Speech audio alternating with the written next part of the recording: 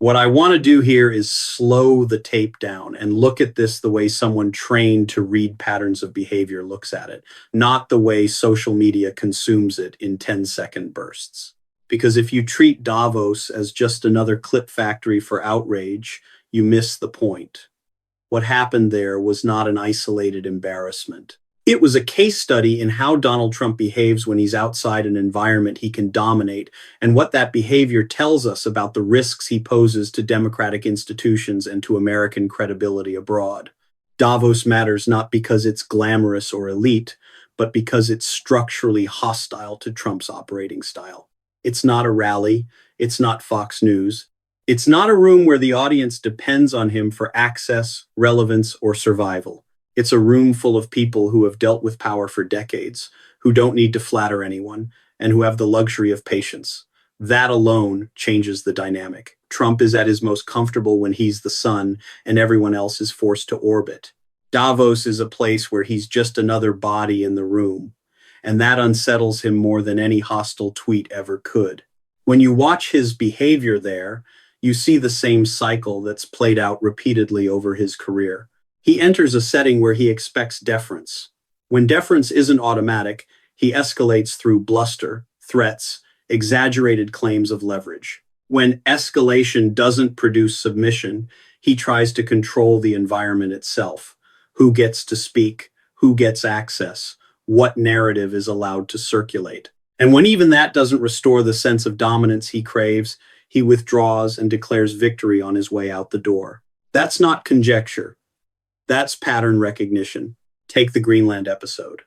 People fixate on the confusion Greenland versus Iceland because it's easy and embarrassing. But focusing only on that misses the deeper signal.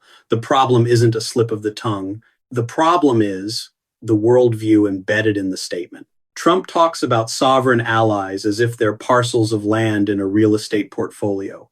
He frames relationships as acquisitions. He treats alliances as if they exist solely to validate his personal sense of power. Anyone who has spent time around serious diplomacy understands how corrosive that is. Alliances are built on trust, predictability, and shared norms. They are not transactional in the crude sense Trump imagines. When a U.S.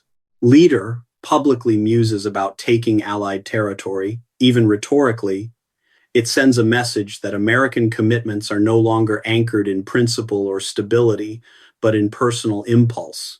That message doesn't just offend, it destabilizes. And people at Davos don't respond to destabilization by laughing it off. They respond by recalibrating. They hedge. They plan for contingencies. They quietly reduce dependence on a partner who appears erratic. That's what global disengagement actually looks like. It's not dramatic boycotts or public denunciations. It's the slow reallocation of trust. Now, consider the claim of a concept of a deal. That phrase has become shorthand for incompetence, but it's more than that. It's a deliberate strategy Trump has used for decades. Vagueness is armor. A concept can never be measured, never be breached, never be definitively disproven. It allows him to project success without committing to substance.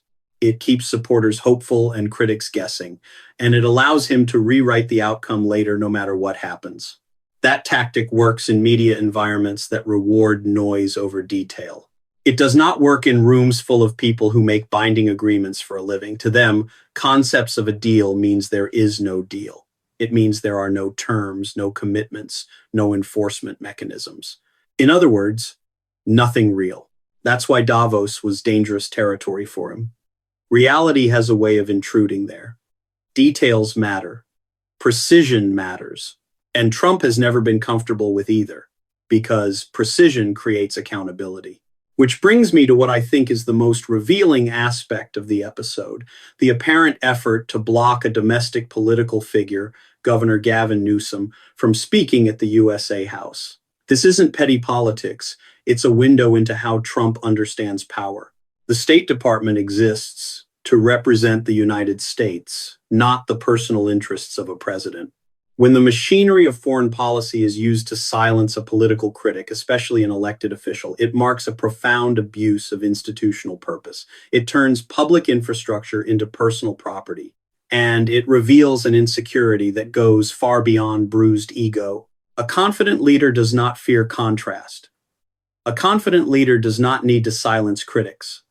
Trump does, because his authority is performative rather than substantive. It depends on controlling the frame. Anyone who threatens to reframe the narrative, especially on an international stage, becomes a threat that must be neutralized. This is where Trump's behavior intersects directly with long-standing conservative legal theories about executive power. For years, parts of the conservative movement have argued for an expansive vision of presidential control over the executive branch. The theory was always sold as a safeguard for decisive leadership. But in practice, when you hand that degree of control to someone like Trump, it becomes a weapon. Agencies are no longer instruments of law or policy. They become instruments of personal retaliation and narrative enforcement. Blocking speech is not strength, it's fear. And fear-driven leadership is inherently unstable. Now let's talk about the authoritarian rhetoric, the sometimes you need a dictator line. People often debate whether Trump means it literally or is just joking. That debate misses the point. The danger is not whether he's drafted an authoritarian manifesto. The danger is normalization. Trump's pattern is to introduce norm-breaking ideas as jokes, watch the reaction, complain about overreaction, and then repeat the idea more directly. Over time, the shock wears off. What once would have been disqualifying becomes background noise. That's how democratic erosion works. Not through sudden coups, but through habituation. Trump admires authoritarians not because he has a coherent ideological commitment to dictatorship, but because authoritarians embody a fantasy he can't realize in a democracy: unaccountable power. They don't question him. They don't demand transparency. They don't impose constraints. They flatter him, and they operate in a world of personal relationships rather than institutional limits. Democratic leaders frustrate him because they can't give him that. They answer to parliaments, courts, voters, and laws. They require coherence. They require follow-through. And Trump experiences those requirements as personal insults. So when he praises dictators, he's revealing a psychological alignment. He gravitates towards systems that eliminate friction, and democratic systems are nothing but friction by design. This is why the Davos environment was so destabilizing for him. It combined international scrutiny with institutional seriousness. It didn't reward spectacle, it didn't fear his threats, and it didn't need his approval. In that setting, his usual tools, outrage, exaggeration, intimidation, lost their effectiveness. And when those tools fail, Trump does not adapt. He retreats. The early departure is not a footnote. It's the culmination. Strong leaders don't flee scrutiny. They stay. They answer. They tolerate discomfort. Trump cannot do that because his brand depends on dominance. Without dominance, the performance collapses. In legal disputes, you see this constantly. A party who knows the facts are against them tries to avoid discovery, avoid testimony, avoid cross-examination. They file motions to delay, to seal, to block. And when avoidance fails, they declare victory and leave the table. The goal is not to win on the merits. It's to prevent the merits from being examined. Trump governs the same way. Accountability is treated as persecution. Oversight is treated as sabotage. And institutions that insist on reality are treated as enemies. That's why this episode matters beyond the headlines.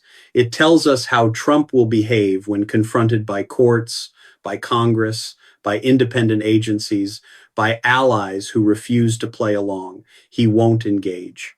He won't compromise. He'll try to shut them down. And if he can't, he'll delegitimize them and walk away. Now, there's a temptation to frame this as mere humiliation, but humiliation in international politics is not about feelings. It's about leverage. When allies stop taking you seriously, your ability to shape outcomes diminishes. When markets perceive governance as erratic, risk premiums rise. When institutions become politicized, competence declines. Those costs are real, and they eventually show up in ordinary life: prices, jobs, security. The laughter people talk about isn't just mockery, It's the sound of fear dissipating. Demagogues rely on fear. When people stop fearing them and start treating them as unreliable, the aura cracks. That doesn't make the demagogue harmless. In fact, it often makes them more dangerous because they escalate to regain control. That's the risk here. When Trump senses that the performance isn't landing, he doesn't moderate. He radicalizes. He tightens loyalty tests. He punishes dissent more aggressively. He leans harder on institutions to protect the illusion. This is where the domestic stakes come into focus. When the executive branch is used to silence critics abroad, it's not a leap to imagine similar tactics at home. When agencies are politicized, their credibility erodes. When truth becomes optional, governance becomes impossible. People often ask why allies don't confront Trump more forcefully in public. The answer is pragmatic. Confrontation feeds the performance. It turns diplomacy into theater, so they manage him instead. They narrow the agenda, they redirect, they quietly plan for a future where American leadership may be inconsistent. That management is exhausting, and exhaustion breeds disengagement. This is the quiet walking away that Davos revealed. Not abandonment, but adaptation. Not hostility, but hedging. It's the rational response to a partner who appears volatile and self-absorbed. And here's the most troubling part. Trump interprets that adaptation as betrayal. He responds by lashing out, not by rebuilding trust. That creates a feedback loop. His behavior pushes allies away. Their distance confirms his grievance narrative. He escalates further, and the cycle continues. You can't break that cycle by pretending it's harmless. You can't break it by laughing it off. You break it by refusing to normalize it. That's why the phrase grading him on a curve matters. We have accepted behavior that would have ended any other political career. We've lowered expectations to the point where incoherence is treated as style and cruelty as authenticity. The cost of that accommodation is institutional decay. Davos didn't create that decay. It exposed it. What happened there was not about a single speech or a single gaffe. It was about a leader encountering a setting that demanded seriousness and responding with evasion, control, and retreat. It was about a worldview that treats power as personal entitlement, colliding with a world that still, however imperfectly, values rules and reciprocity. Trump left early because he could not dominate the room. He silenced critics because he could not tolerate contrast. He claimed success because he could not withstand scrutiny. Those are not isolated flaws.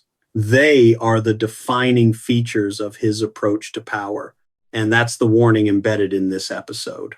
A president who cannot tolerate constraint will always try to remove it. A president who cannot handle criticism will always try to silence it. A president who cannot distinguish personal interest from public duty will always blur that line. Davos was a stress test. He failed it in the same way he has failed every test that involves accountability rather than applause. The question now is not whether he was embarrassed. The question is whether we keep pretending that this pattern is compatible with democratic leadership. Because history is very clear on one point. Democracies don't usually fall because people didn't see the warning signs. They fall because people saw them and decided they were tolerable.